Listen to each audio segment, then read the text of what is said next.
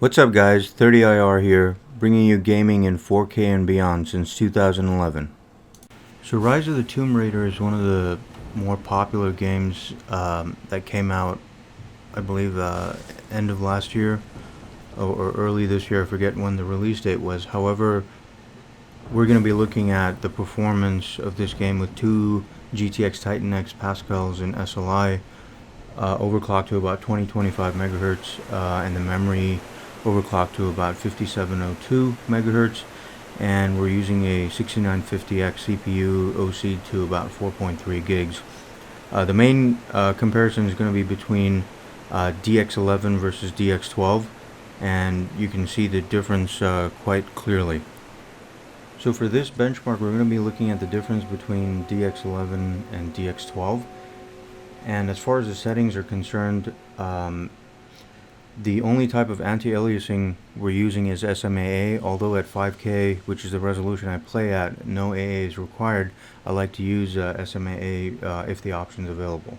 But as far as the graphic settings are concerned, everything is maxed out, set to very high, and isotropic filters at 16x, and the dynamic foliage is at high. That's the only setting that is available, or the max setting that's available.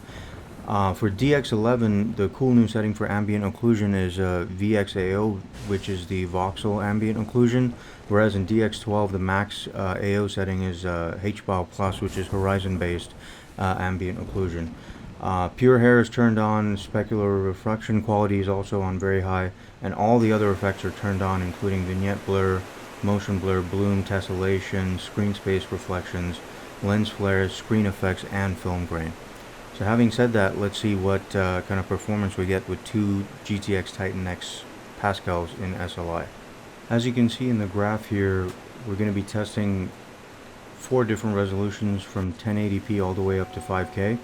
So the difference between DX11 and DX12 is quite stark, given that only one of the settings is different, the HBAO Plus ambient occlusion versus the VXAO.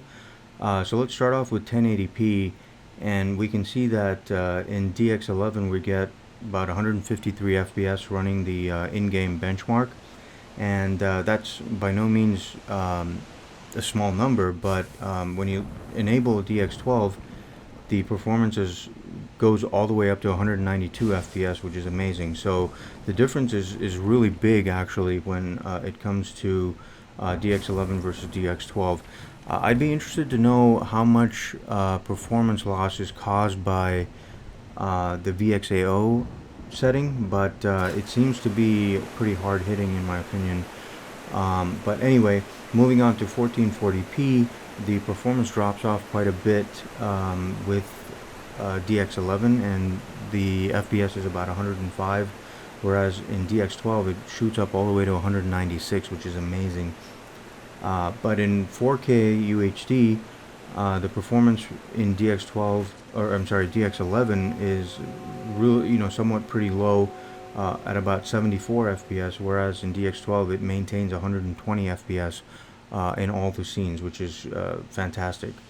But the main resolution I play at is 5K, and with everything maxed out in DX11 with VXAO, the performance is actually less than 60 FPS, which is kind of amazing and not so amazing at the same time, because the game is really stressful on the GPUs. And remember, these are two GTX TITAN XP PASCALs overclocked to over 2000 megahertz, and we still can't hit 60 FPS in DX11 with VXAO turned on. But in DX12 with HBAO Plus ambient occlusion, that 60 FPS number is easily beaten, and we get a 75 FPS on average. So if you have this game, the result kind of speaks for itself. Obviously go with DX12 as the setting and turn HBAO Plus on and all the other bells and whistles on, and you'll still have a great experience up to 5K. But if you're gaming at 4K or below, you have no problems at all, whether you choose DX11 or 12, and you'll still get well over 60 FPS, which is the number that we're all concerned about.